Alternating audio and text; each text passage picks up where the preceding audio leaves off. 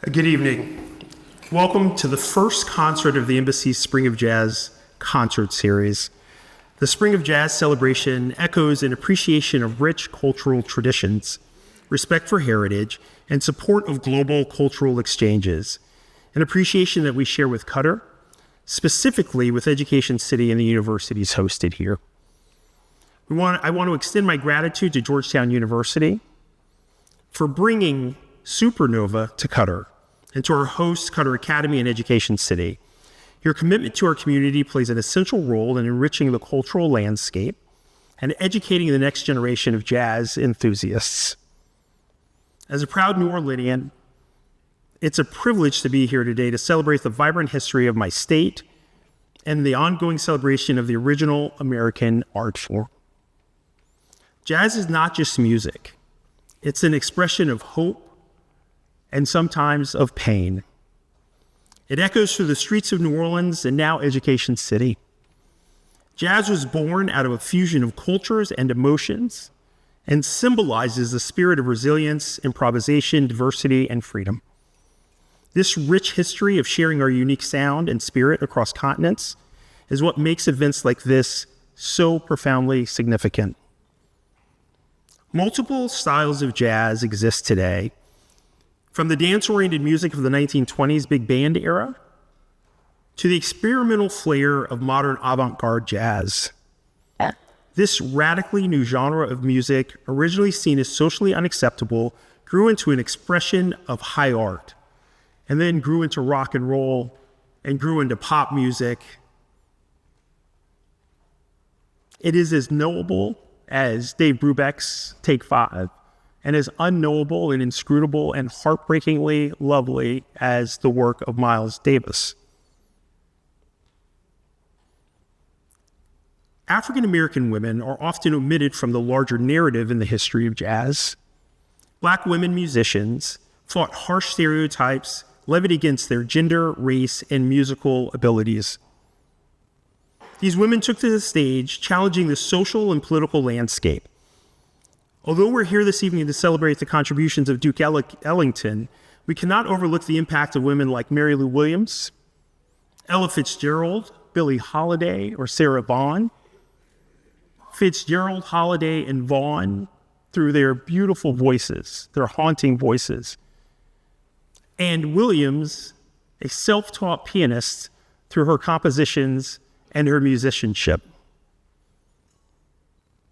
These women thrived in traditionally male-dominated spaces within entertainment and drove a movement to advance civil rights. I want to live in a world where Alice Coltrane is as celebrated as her husband, John Coltrane. Arts and culture, and music specifically, are a pivotal tool for cultural diplomacy, providing a way to connect with people and meet them where they are. Going beyond governments and treaty rooms to classrooms, concert halls, and community centers, it gives voice to democratic ideals, to the powerful and the powerless, across borders and beyond barriers, and to generations of citizens from all walks of life worldwide. In fact, jazz diplomacy has been a pillar of U.S. foreign policy for decades, and the great American, Duke Ellington, whose 125th birthday we celebrate tonight, was one of the United States' first jazz ambassadors. I will note that Louis Armstrong from my hometown, Satchmo, he believed or used to tell people that his birthday was the 4th of July in 1900, something that may not be true, but if it is true, I'll look forward to seeing you all here next year for his 125th birthday. Dean Mossery, if you would put that together, I'd appreciate that. Even in the face of great discrimination at home, the jazz ambassadors evoke the essential American value of inclusion, freedom of expression, creativity, innovation, and respect for others by their example. This is a story told over and over in the American experience. Black American soldiers served in World War I and World War II, very often being taunted by their adversaries for fighting for a country that didn't necessarily believe in them. But what the jazz ambassadors, what the American soldiers of African heritage were doing was living up to American ideals. was setting an example of who we hope to be. President Obama used to say, creating a more perfect union, not a perfect union. Jazz has been a bridge between cultures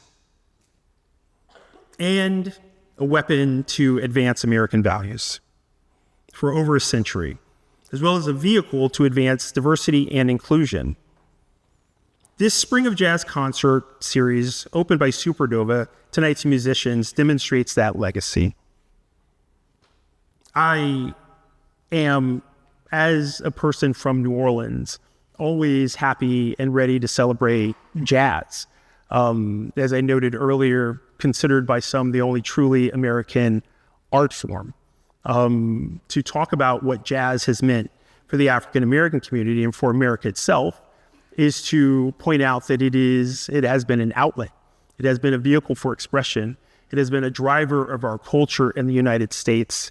If you think about how American music moves young people today around the world, jazz in its infancy and its maturation did the same for America.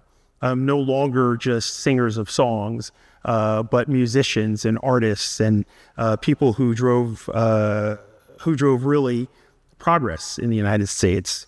And it's not been just the music, it's been the words. I mentioned Louis Armstrong earlier. One of his songs, Black and Blue, has always spoken to me about the American experience. How would it end? I ain't got no friend. My only sin is my skin. What did I do to be so black and so blue? There's nothing more profound than that in the American experience. I hope you enjoyed tonight's performance and fall in love with the spirit of jazz as I have, though I know there are already a number of jazz lovers in the audience tonight. The Spring of Jazz will continue next month with special performance by Burkhead at the Qatar Opera House, brought to you again by the United States Department of State American Music Abroad program. I'm certain it's going to be a fantastic continuation of tonight's celebration. I am so delighted to be part of this. I am so jealous of the people in here tonight who are curious about jazz, who are going to get to experience it for the first time. The only thing better than being a lover of jazz is being someone who's just shown up and will in short time be a lover of jazz. Thank you and enjoy the evening.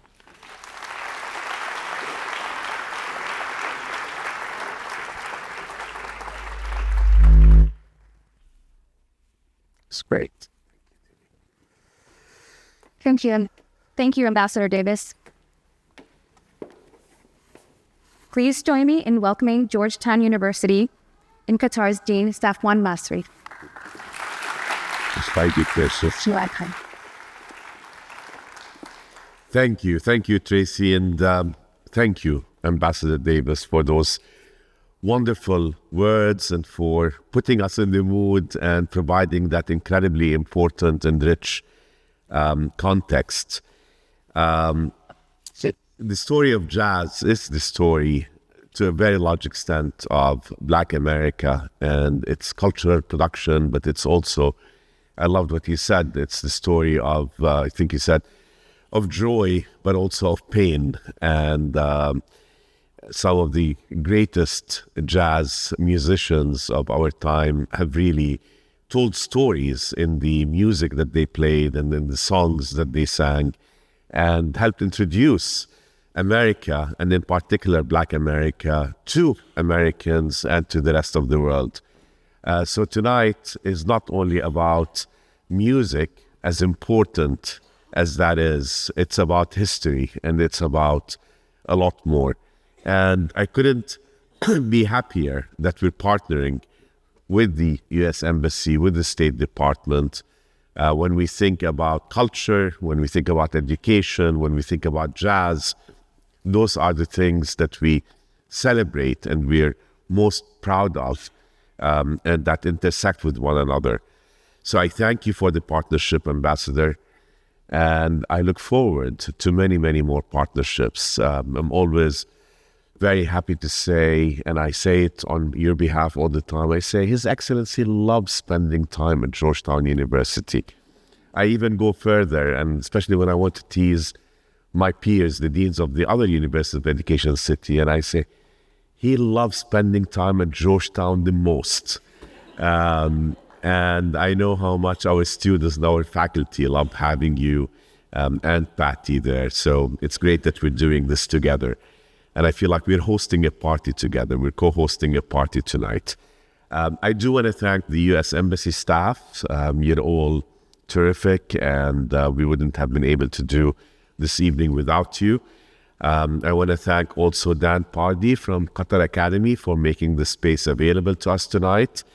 A very special thanks to Andy Henley. Andy, this is your baby to a very large extent, so thank you. It's great that Maya is here as well. Waleed Khan and Joy Atrash, and also the people who worked on travel and procurement to help get the jazz band and get everybody here tonight, get Supernova. And I know that we have the one musician who just literally arrived. He just walked in. Where is he? Okay, he went back to get ready. Okay. So thank you, Amy, Salman, Reina, and Nitu for getting him here and getting everybody else here. This is, as His Excellency noted, it is a Jazz Appreciation Month.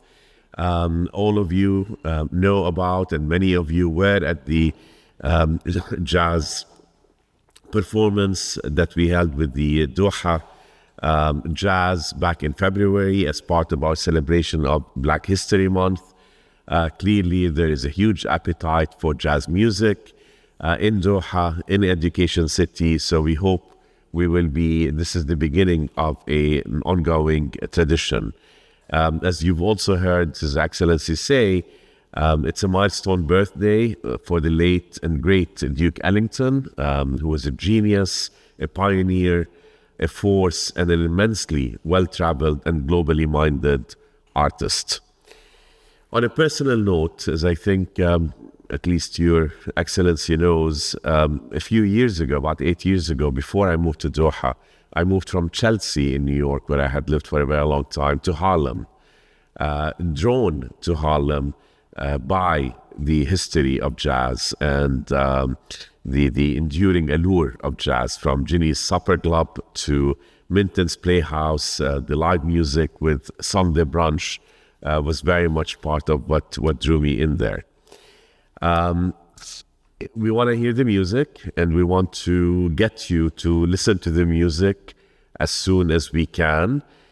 So let me just conclude my thanks by special guests, the acclaimed artists Nasar Abadey and Supernova, who've traveled from our nation's capital, from the capital of Georgetown University, to be here with us this evening.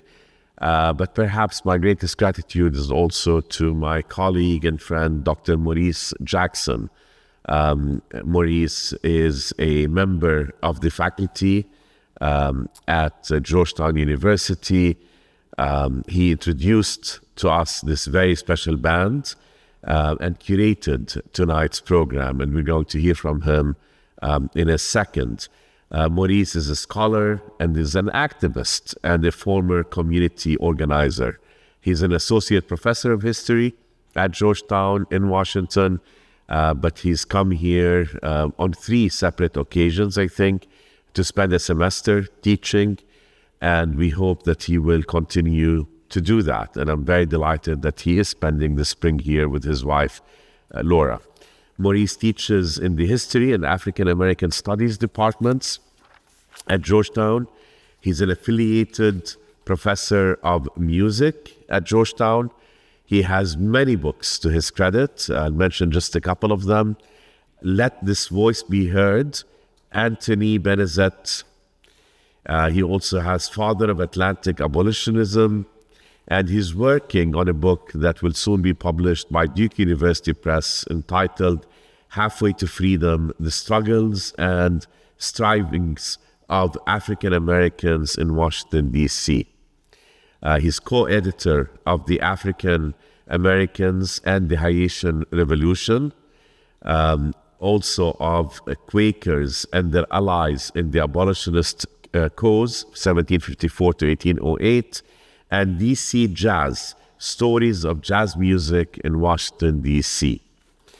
Maurice served on the Georgetown University Slavery Working Group. This was an incredibly important working group, which first envisioned Georgetown Center for Slavery and its legacy. The center was launched in 2023, just about a year ago, to deepen research, teaching, public programming, and interdisciplinary collaboration on the history of enslavement and its imprints. Maurice is a member of the Washington, D.C. Hall of Fame, and he was appointed by the mayor of D.C. and the D.C. Council as the inaugural chair of the D.C. Commission on African American Affairs in 2013. So, without further ado, I would like to invite Professor Maurice Jackson to the podium so that he can give us some background remarks and introduce Nasar Abadey and Supernova. Thank you very much.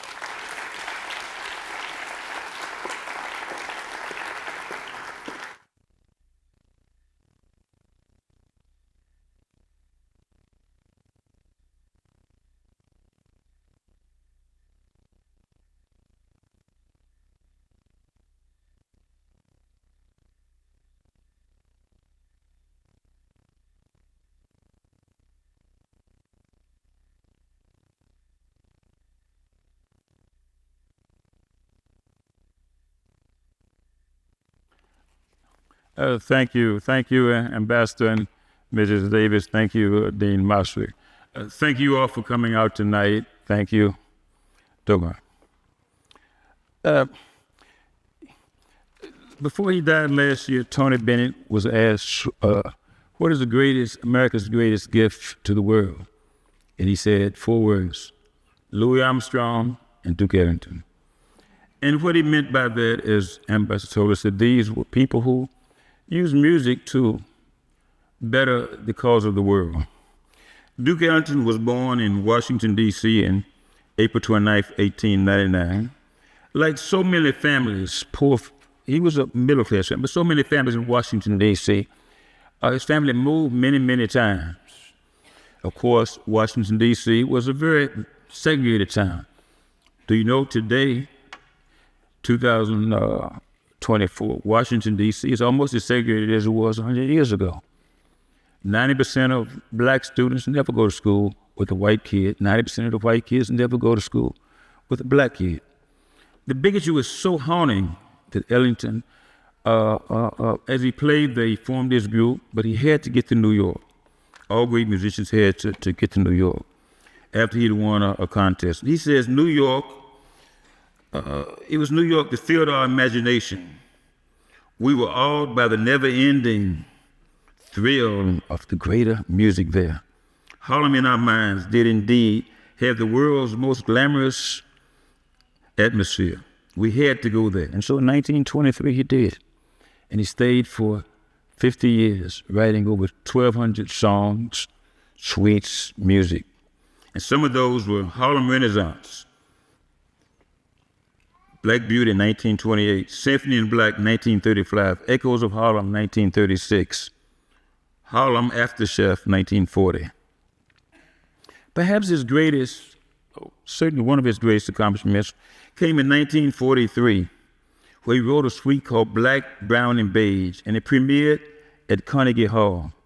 And there was Count Basie, there was Jimmy Lunceford, there was Ella Fitzgerald, there was Benny Goodman, there was Jimmy Lunceford, there was Leopold Stokowski, there was First Lady Eleanor Roosevelt, and Frank Sinatra was across town playing at the Paramount, and he jumped into his limo and got there in time for this.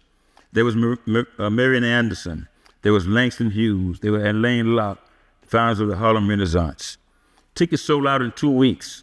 And what was this concert for? This was a concert for Russian war relief, because 29 million Russians had been killed in the war. 29 million Soviets. 6 million Russians, 2 million Ukrainians, and many others. And Duke took upon himself for this great work of internationalism in this. And he wrote songs in this, but the tone, the message was dedicated to another great cause, and that was the Haitian Revolution, Black, Brown, and Beige. And he wrote songs, Symphony in Black, Creole Rhapsody. And at the time he said, because, you know, the Haitian Revolution was supported by people like Henri Christophe and people who had been fought the Battle of Savannah. And he knew this, and he wrote a tune called The Battle of Savannah. And he said that this about this music that he produced. Jazz is based on our native heritage. It is an American idiom with American roots, a trunk with a soul full of limbs, reaching into every direction in every fight, in the north, in the east, and in the swampy south. And it was influenced by the desire for freedom, pretty much as the ambassador told us. And he said, I have gone back to the history of our race and tried to express it through rhythm. We have a little something in Africa, or something that we have lost. We must gain it again. 2 years later, 2 young Turkish boys, Ahmet and Nesri Ergun, came to Washington. They had been in London. They had seen Ella Fitzgerald at the Royal Albert Theater. Their father was Ahmet, was a Mehmet Erdogan, who was the first second ambassador under Ataturk, who came under Democratic Turk, who came to Washington. And they were young, and they had this great love of music. And they were 12 or 13. They started going to concerts, segregated concerts. And if they wanted to hear black music together, they had to go to speakeasies. Well, the father, a devout Muslim, said, I can't have that. I can't have you going there. So bring the musicians here to the embassy on Massachusetts Avenue. And no sooner had he got there than a Southern Congressman, I think it was probably Bill Bo from Mississippi, called the ambassador, says, look, you cannot bring these darkies into the front door in Washington, D.C. You cannot bring them in, neighbor. And the ambassador said, it was almost biblical, almost what my grandmother used to say. In my father's house, there are many mansions. If it were not so, I would not have told you. This is my mansion. They will come. They will come to the front door. But if you want to come to the back door, you may. I'll feed you with the dogs. And so from that time on, these 2 Turkish men, these Muslim brothers, brought together black music. And one of the first places they brought it was at the Jewish Community Center on 16th and R Street, not so far from where Laura and I live. And it really helped integrate the city of Washington. But Duke played another role. In 1957, Little Rock occurred. And in Little Rock, as you know, you could see the pictures of white women throwing apples in the rocks at young black girls in their pigtails and their white dresses wanting to go to school. And President Eisenhower called Satchmo, called Louis Armstrong, and said, Satch, you're the only person that can stop this. I want you to go to Russia, and I want you to let them know, it's the Cold War, of course, that we are not like this. And Duke said, Louis said, you expect me? And Louis was very much a patriot. You expect me to go and tell somebody something that's not true? Now, in case you don't know about Louis Armstrong, he was the greatest, but he had one habit that I don't say you should have, and that is he smoked 2 joints every morning. And nobody ever bothered him. It was Louis Armstrong. And so so the president called him again, and he spoke to his manager, Louis Glazer, and Louis said, and they let us go with the MF, tell them that I'm not going. And do you know that within 2 weeks, Eisenhower, President Dwight David Eisenhower, the hero of the commanding forces of World War II, sent in the federalized the National Guard, and he sent them in a desegregated Little Rock. But even greater than that, when Eisenhower did that, he desegregated the U.S. military, Order 8802, and he desegregated all federal institutions, including my city of Washington, where black people at the time could not have certain jobs in certain places. Duke followed in that in that effort, in that civil rights effort that was led by Louis Armstrong. And when Louis Armstrong did that, do you know that he lost many, many engagements? But it didn't matter. It was Louis Armstrong. And Duke picked up on that. And he created songs for my people in 1963. La Plus Belle Africaine, 1966. Togo Bravo Suite, 1971. And then he composed songs to Martin Luther King. King fit the Battle of Alabama. He composed a song for Louis Armstrong, A Portrait, and for the great gospel singer Mahalia Jackson. Not long after that, in 1961, Louis Armstrong went to Africa and the Middle East, and Duke Ellington went 2 years later, in 1963, the year of the March on Washington. He went to Bombay, India on a State Department tour, sponsored by the State Department. And local musicians were denied the right to come there. And Duke Ellington said, and I quote, he told the American officials, all musicians are brothers in arms. And it distresses me terribly that my government and others have not allowed the Indian musicians to our concerts. We go about our business of transforming and readjusting this condition.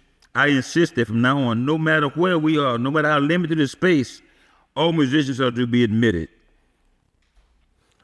Not so much later, President Richard Nixon awarded him the Presidential Medal of Honor.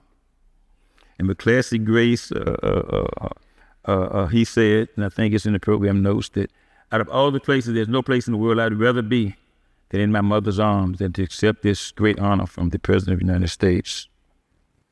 Nixon said a few words of praise to Ellington, and then Ellington kissed him twice. And Nixon, of course, you all know Nixon. Nixon was not the man with the greatest sense of humor. He said, Duke, what twice? And Duke says, one for each cheek. If you get the message of what he was trying to say of her. It is fitting today, 50 years after Duke Ellington died, 125th year after his birth, that on the banks of the Pearl, on the banks of the Persian Gulf, we celebrate the man who died and lived on the banks of the Potomac. And therefore, for me, there's no greater honor than to bring this music here to Washington, D.C., and to bring Washington's greatest to the stage. We bring to you Nasar Abadey and Supernova. Thank you.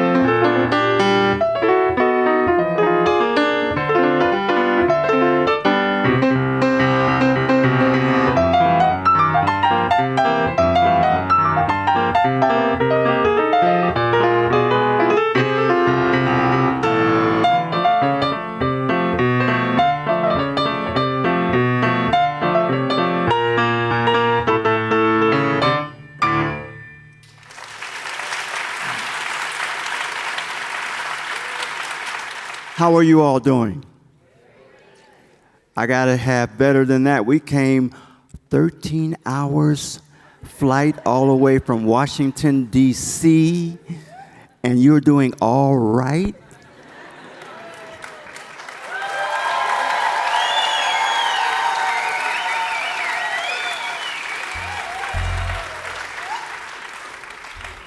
Thank you very much. That piece that you heard was played by Charles Covington, our pianist.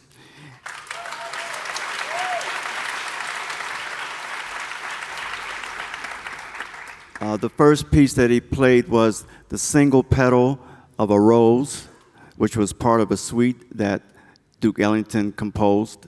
And the second piece that he played was entitled Soda Fountain Rag.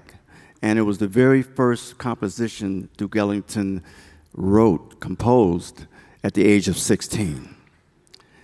And so we are here to celebrate the great Duke Ellington, and we thought it would be appropriate to open this concert with him and his music. But even furthermore, to express our gratitude in the Ellington so that we can play music for you that is also of the period of swing and also of the 60s, 70s, 80s, 90s, 2000s, where we are. And to also give me an opportunity to give you an understanding and insight in some of my own compositions that was inspired by Duke Ellington, although maybe only one of them sounded like any of the things that he may have played. But I'm encouraged as a composer, and I'm even more encouraged to share the stage with these great musicians who have signed on to join me in this great adventure that we are about to engage in. First of all, let me introduce you to our trumpeter, Mr. Kenny Rittenhouse.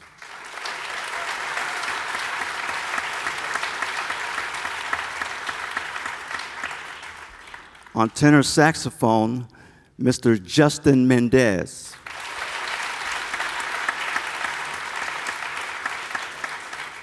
I like to refer to him, especially after tonight, as just in time.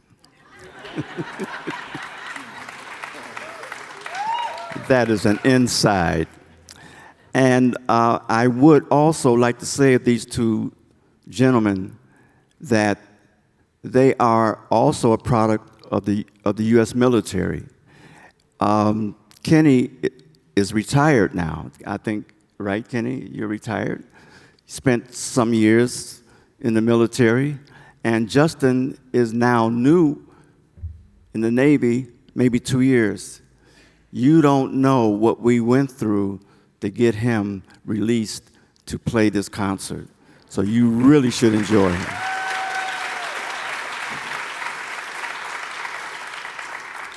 And I would also like to point out my rhythm mate in the rhythm section, Mr. Herman Burney on bass.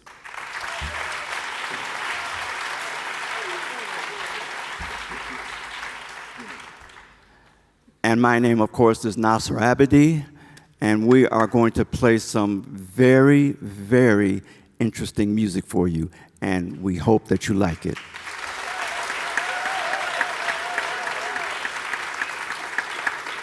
First off, let us start out with another Duke Ellington composition. And you can't have a concert and talk about Duke. He's written over thousands of songs, but one of the most famous, in my mind, is Take the A Train.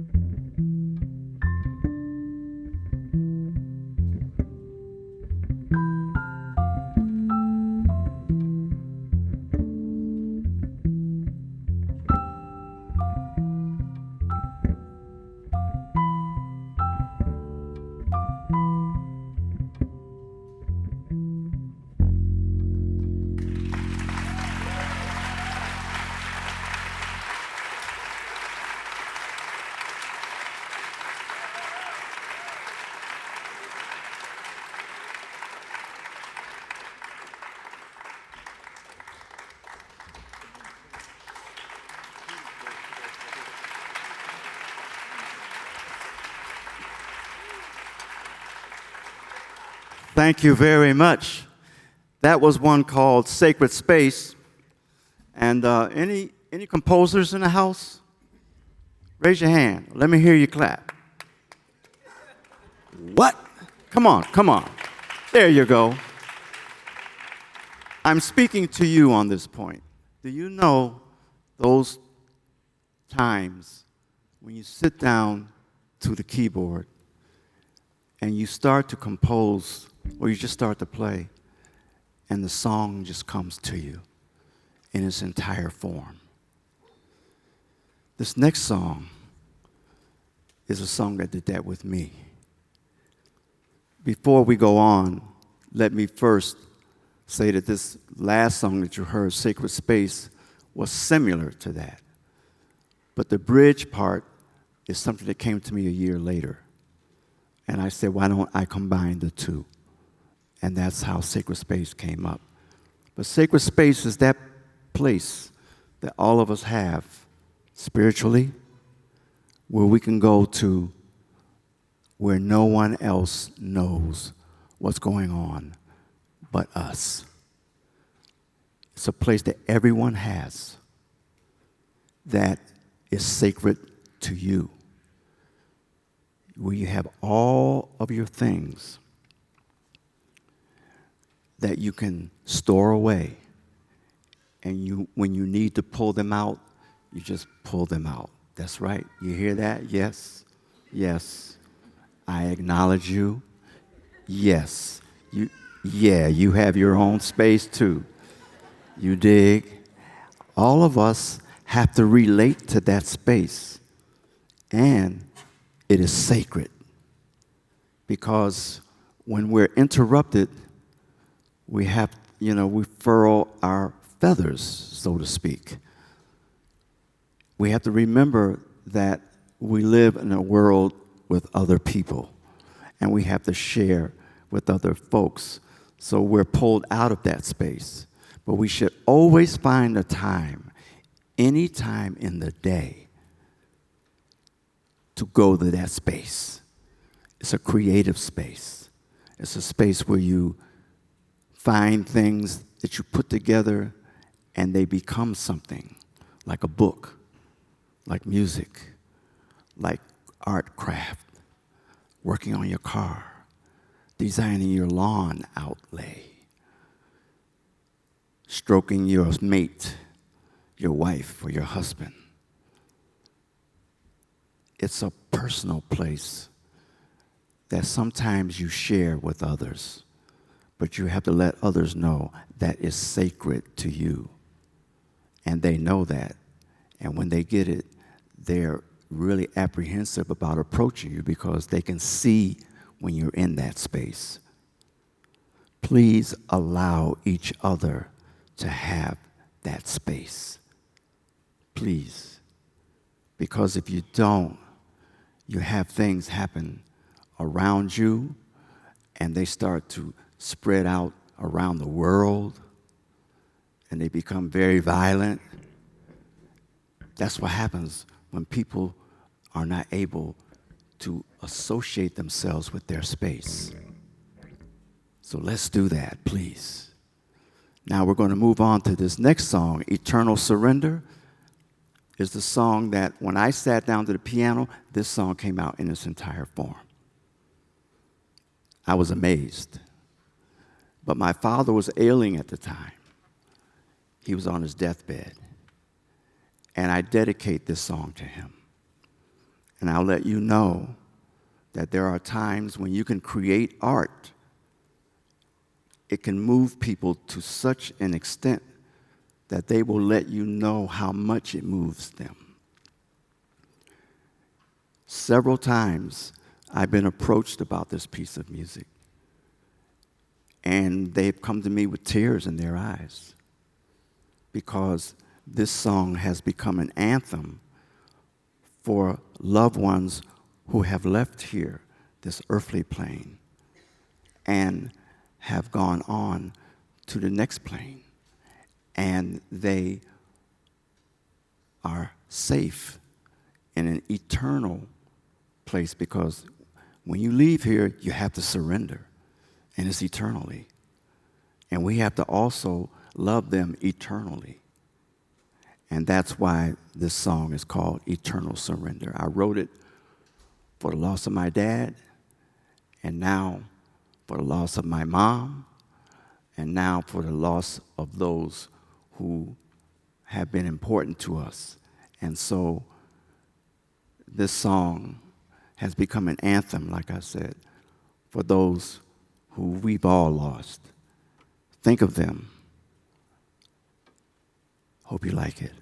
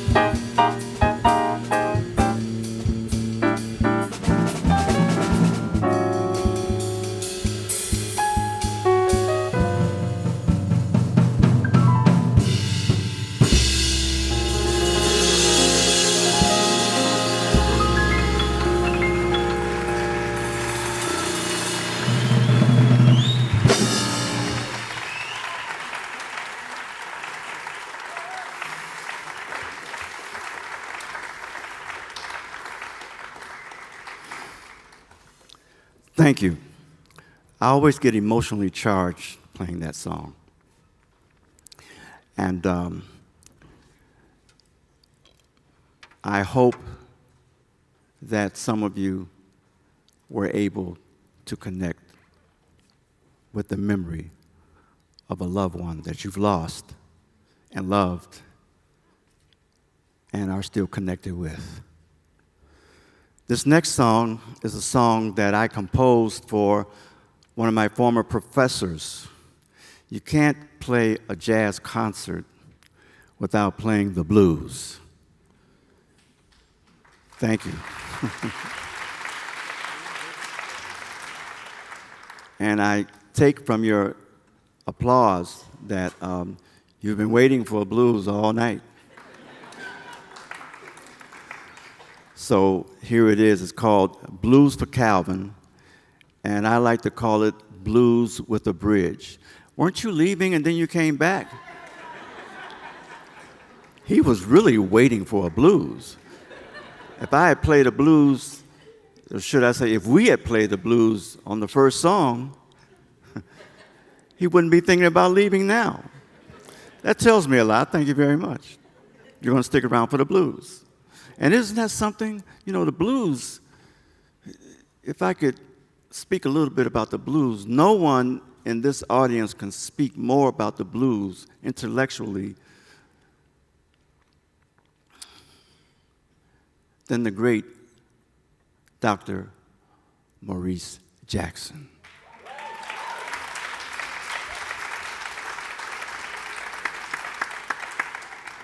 I want to thank Dr. Maurice Jackson for making sure that we came here to play this concert for you and to also wrap it around the memory of the greatest composer of the 19th century, Duke Ellington. But Dr. Jackson and I have known each other for many years, and he's always been a great supporter of this music to the degree that he teaches the idea of African American culture to the world. And he does it very well. And if you can't attend one of his classes or take one of his courses, you can at least read one of his books. He will take you there.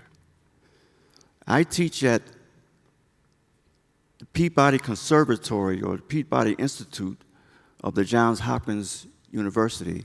I teach jazz history there, and I teach jazz ensemble, I teach jazz percussion. My favorite subject is jazz history. And the reason why is because much of it I lived, and he did as well.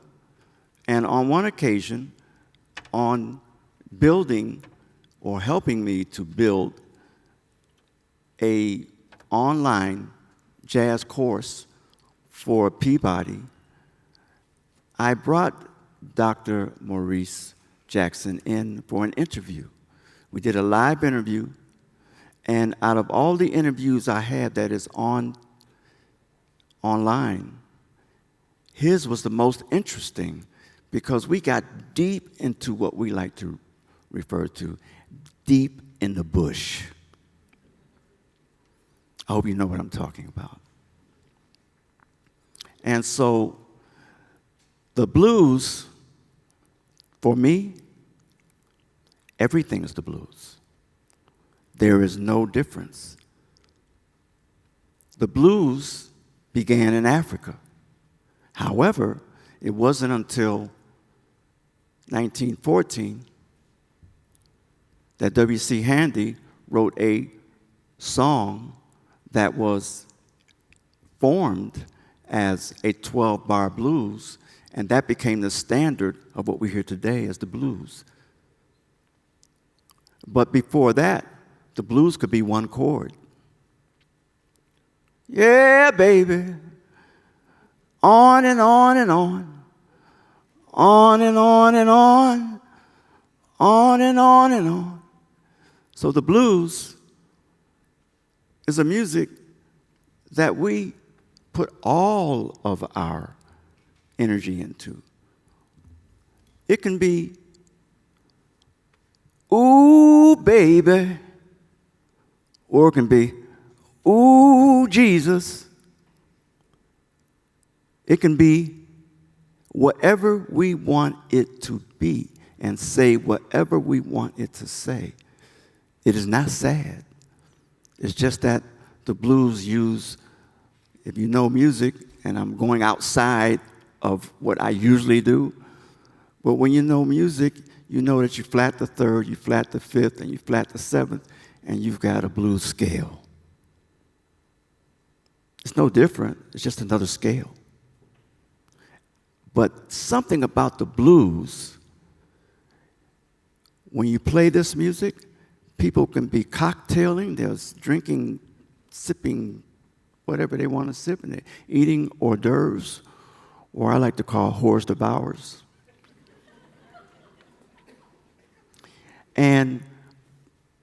But their head is moving, or they're popping their finger, and they're talking. They're not really listening to the music, they're feeling the music. And that's what the blues does. It takes you to a feeling. And so we're going to play this blues for you that I composed. And this, what I spoke of earlier, falls in the area of how Duke Ellington wrote music and composed certain lines. And so this is what you're going to hear on this piece called Blues for Calvin.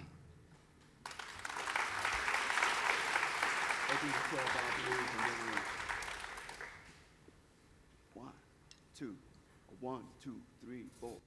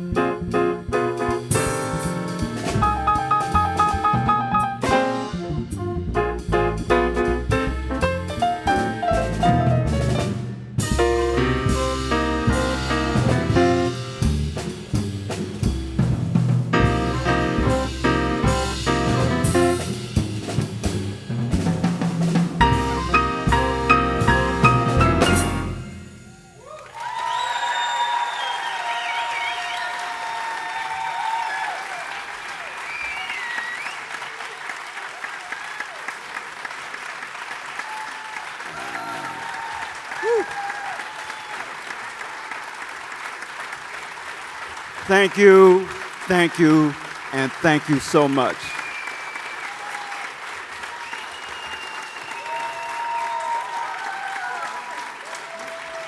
Thank you.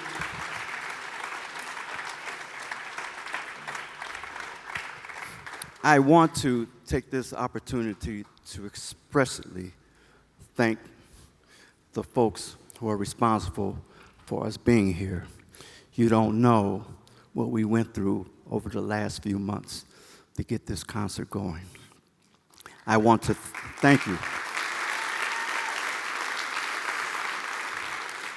First people I want to thank are you for being here, taking time out of your day, your life, to come here to hear us perform. The other folks I want to thank, I mentioned already, Dr. Maurice Jackson. Come on, let's hear it.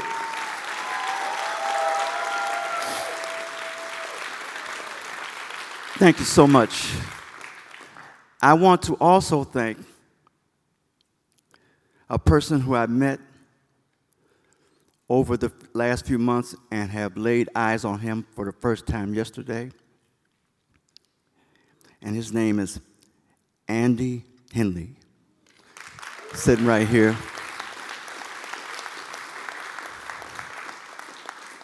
Andy makes sure that the money is spent wisely. I want to say that it was a wise decision for us to come here. And by your applause and your reception, it's proven that it was a wise decision to come here.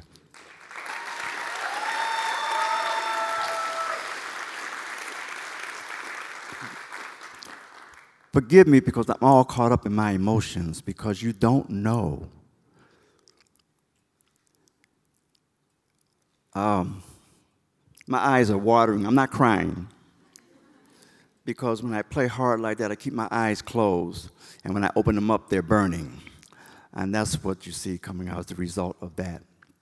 However, I feel like I should cry, because these last few months, and I can say this for the two individuals who I just mentioned, and others who are on their staff, and also the US Embassy here, you have to know that a lot of work and behind the scenes, negotiating back and forth, not just with us. We're talking about negotiating with the airlines, hotels, and all others involved in this process. And we underwent a lot of stress. What you saw in my drum solo was me releasing some of that stress.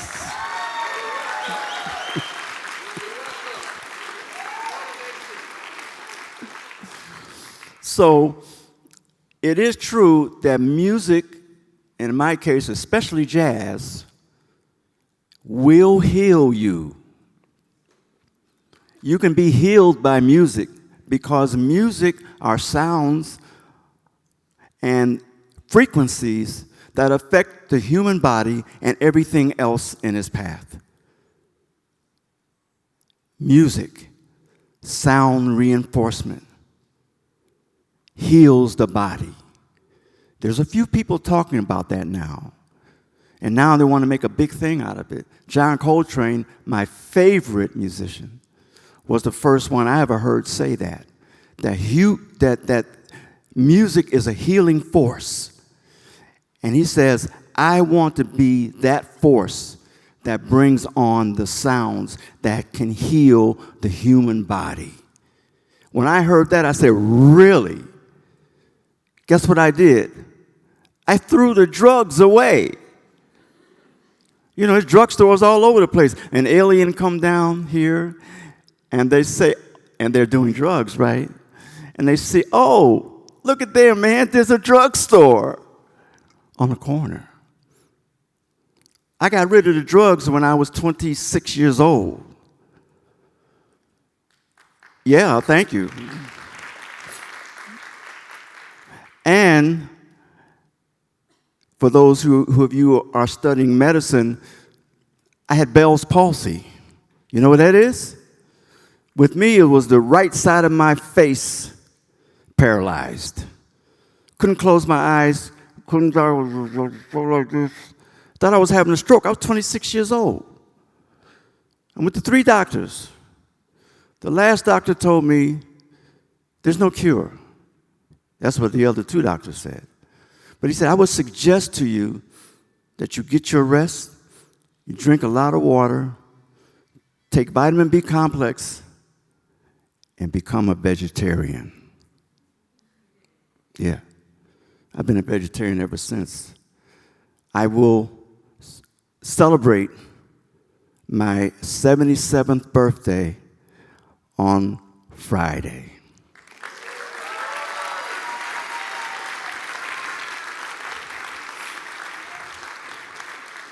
So I have learned that take care of your body. If you don't take care of your body, God will forgive you, but your body will not. Take care of what you get. This is the temple. You are not your body. When I say I'm not talking about my body. I'm talking about the spirit that's in my body. I am perfect. My body is not. But I am perfect. Listen to your body. Listen to your doctor. But you can go a little further like I do. If your doctor tells you such and such and such, and you feel within your body it's not correct, seek another choice. Seek it. Just because a doctor says it, they may be correct, but you want to make sure that when they give you that information, that you've proven it by going to other sources for a better answer. And if that's the only answer, so be it, then you deal with it. But you also, if a doctor tells you there's something wrong with you, then seek out another way to heal yourself, because the body is self-healing. The body will heal itself. But you got to give it the right nutrition. So I don't want to stand on my soapbox. I'm 77 on Friday. I know I don't look 77. I don't feel 77, and I know why. And I'm telling you why. But stress will kill you. But if you have stress, get rid of it, play the drums. On behalf of these wonderful musicians who are playing with me tonight, Kenny Rittenhouse on trumpet.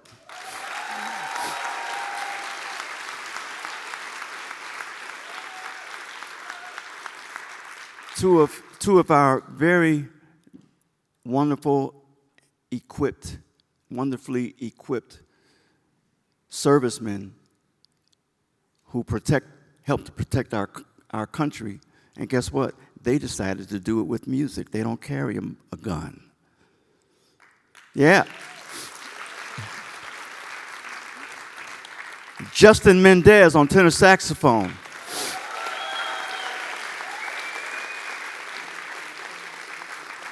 Justin is the baby of the band.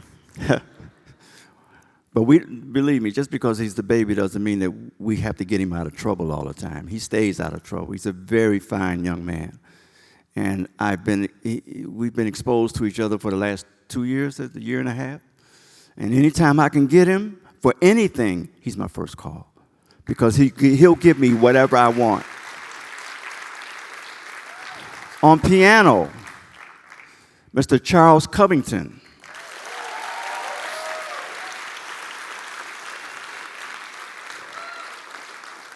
I like to talk about my friends because Charles Covington is not only a great pianist, but there was a time when he was traveling around the world as a bodybuilder and winning tournaments. He's got trophies at home bigger than us. He's also a very excellent chess player. He can play 4 chess games at the same time. He's also a master chess player.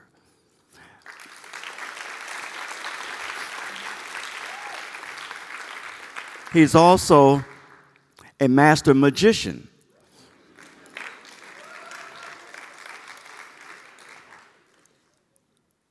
I would not give him my horn.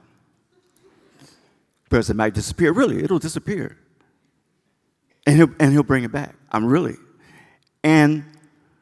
But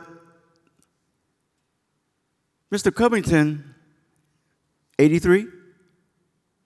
83 years old.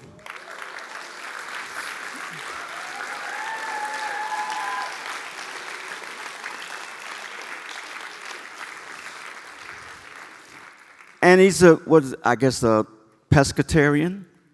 In other words, he doesn't eat, he's close to vegetarian. He's fish every now and then, but little pieces. But we don't hold that against him. He's made it to 83. On bass, one of my favorite people in the world, not only is a bass player, but Herman Burney.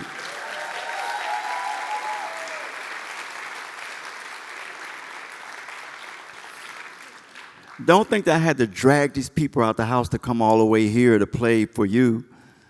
They wanted to come here to play for you, and you proved to them that it was worthwhile for them to do so.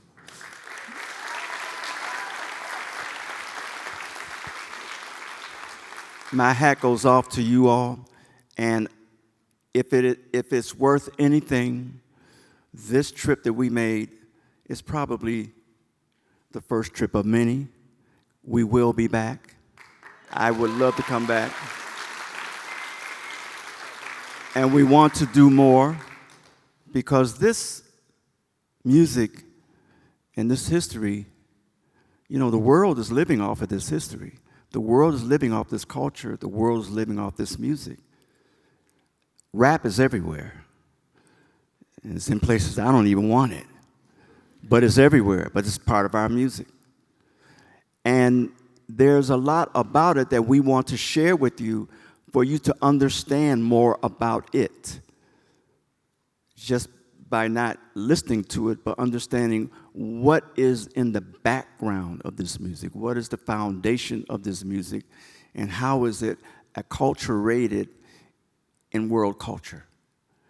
I like to think of this music as our African Americans' gift to world culture.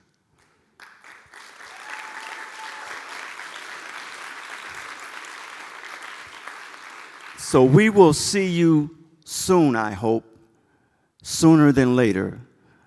But we're called Supernova because a supernova is a star that burns out and explodes. But when it does, it unleashes throughout interstellar space DNA and materials that form life on other planets and even other planets. We were all supernovas. We were all particles from supernovas. I've studied, I'm telling you the truth. And so we like to think that when you look up in the sky and you see a star shining bright, light travels at 186,000 miles per second. When you look up and see that star, it may be so far away that it may have burned out, but the light continues. This supernova band, our music, I wanted to continue within your heart. Thank you very much for having us.